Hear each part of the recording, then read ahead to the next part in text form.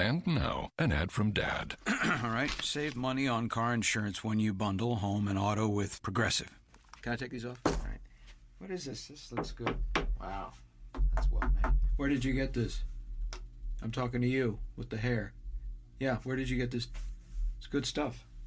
That's solid. That's not veneer, that's solid stuff. Progressive can't save you from becoming your parents, but we can save you money when you bundle home and auto. Progressive Casualty Insurance Company, affiliates, and other insurers. Discounts not available in all states or situations.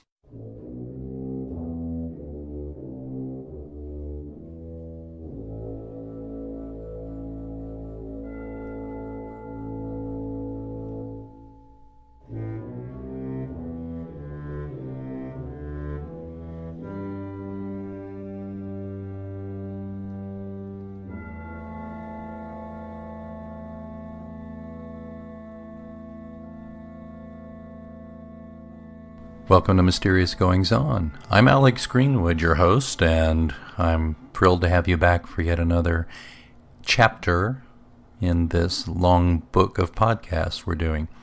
Big thanks to those of you who are sticking with us, and especially a big thanks to those of you who have gone on iTunes and given us a starred review. Only takes a few seconds. While you're there, you can subscribe to the podcast and never miss an episode. They'll automatically download as they are posted. Keep that in mind.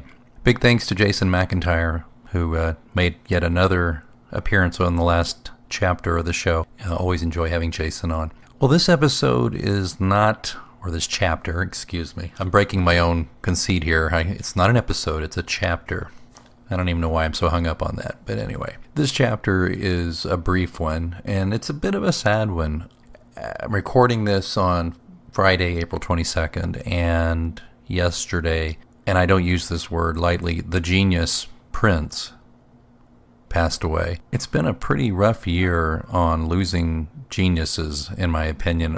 I consider David Bowie and Prince to be musical and artistic geniuses. We've also lost people who, maybe genius isn't quite the word, but they were still brilliant at what they did that meant a lot to me, like Garry Shandling, Alan Rickman, the actor. You know, we're just losing so many people. And I understand that the world loses hundreds of thousands of people every day. I believe that's right. Across the globe, thousands of humans die every day. It's because we are mortal, finite creatures. We don't live forever. Nobody does. But I think there is a form of immortality besides our children. I think children and having children are, of course, a form of immortality because on a scientific level, you're passing your DNA down to another generation, but you're also passing down perhaps memories of you, which keep you alive. But artistically, we writers, I think a lot of us write because we don't want to shuffle off this mortal coil without leaving something behind that might be a way to discover insights into the humanity that was that writer long after they're gone. I mean, think about it. When I pick up a book by Gore Vidal, I can just hear his voice. Same with Charles Dickens. Not that I ever actually heard his voice, but I can hear his circumstance. And I think that's one reason why writers write and singers sing and write songs and actors act, and I think when an artist, whether they be a writer or a singer or an actor or a dancer, what have you, a sculptor, when they resonate with someone the way David Bowie did for me, and to a lesser degree the way Prince did for me and did for millions of other people, it is something we take personally. And I saw something on Facebook, and there's people kind of going, I'm paraphrasing, but people are carrying on like they knew the man. People are so upset. People are crying. Well, they didn't even know Prince, or they didn't know Bowie personally. But I saw something else that really summed it up for me, and I'll try to get it right here. I'm doing this from memory. And it basically, and I'm paraphrasing it, but the person said in response to, that previous comment, people mourn and grieve for artists they never met because through the work of that artist, people learned about themselves. They met themselves through the work of that artist. Let that sink in a little bit. I mean, what about you? Does that fit for you? I just know that when I heard David Bowie died, I had to catch my breath. When I unfortunately and kind of thoughtlessly texted my wife when about Prince, and she'd seen Prince in concert several times and loved Prince the way I love Bowie, and I kind of thoughtlessly texted her and said, "Wow, Prince," and she's texted me back, "What?" And I'm like, "Well, he died." And then she texted back, "I literally had to catch my breath." And why, that response is pure and honest and human, and it comes from the fact that particularly popular musical artists, I think, that we grew up with or when we came of age were the soundtrack, as you hear, the soundtrack to my childhood or my teen years or high school. It's true, though.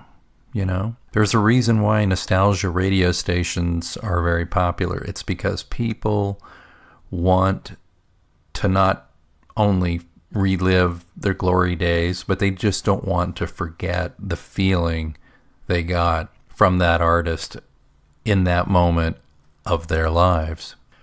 So when we lose a Prince or a Bowie or a Shandling or, a Gore Vidal or just name any celebrity that really their death bummed you out. When we lose someone like that, I'm sure part of it is just what a shame we're losing that talented person. We'll never see something new from them again. That's part of it. That's a little selfish. You're grieving for yourself because you'll no longer get more great music or what have you. But I think the more honest emotion is what was said is that people are grieving because this artist introduced them or helped introduce these people to themselves.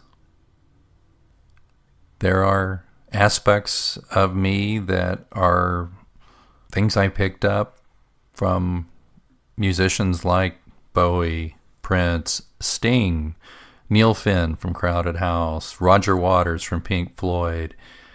It's a long list, but it's a fairly short list of artists that I totally just worshipped and, know every song and that kind of thing. But there's a long list of artists, of singers, actors, writers that helped me figure out who I was, because through discovering the things that I responded to, music by these people, for example, I discovered who I am.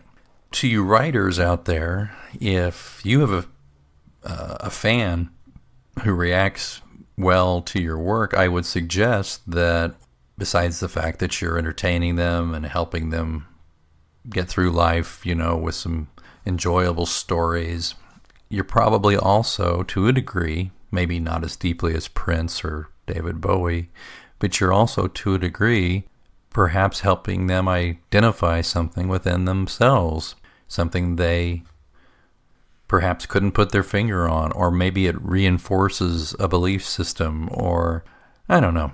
A lot of this could be hooey, I guess, but I like to think that, again, the reason people react so viscerally to the death of someone they never met is because these people, these strangers, actually were friends. I'll tell you one more thing before I go on in this chapter. And I took it pretty hard when Leonard Nimoy died last year, Mr. Spock. And, I know people who don't appreciate Star Trek or fall into the stereotypical, they're a bunch of nerds who like that show and the acting isn't any good and blah, blah, blah, the sets, blah, which is, by the way, bullshit because Star Trek is freaking brilliant. But anyway, I digress. But Nimoy represented something to me because he represented Spock, which was 1/3 of the holy trinity of Trek, which is Kirk, Spock, and McCoy. Growing up, I was born right after the show got canceled, but I was of the first generation of fans to watch it in syndication. even though I had siblings and I had an okay upbringing, I think there was a little bit of a loneliness to me. I know I was a loner for sure. And Kirk, Spock, and McCoy were like my friends. And, you know, I know that sounds a little laughable, but I'm wondering if there aren't folks listening who couldn't identify, if not with Star Trek, but with some other show or some music where you felt like these were reliable people, even though they didn't really exist, that you could escape to and with and have understanding with, you know. You could imbue these fictional characters with the attributes of things that you might have felt were missing in your own life. So when Nimoy died, who was a gentle soul and a great artist, and Spock, he was Spock, all deference to Zachary Quinto. He ain't Spock, never gonna be. Leonard Nimoy was Spock. And when he died, I just felt this ripping away, you know, like a part of my childhood, which is, you know, again, that visceral reaction.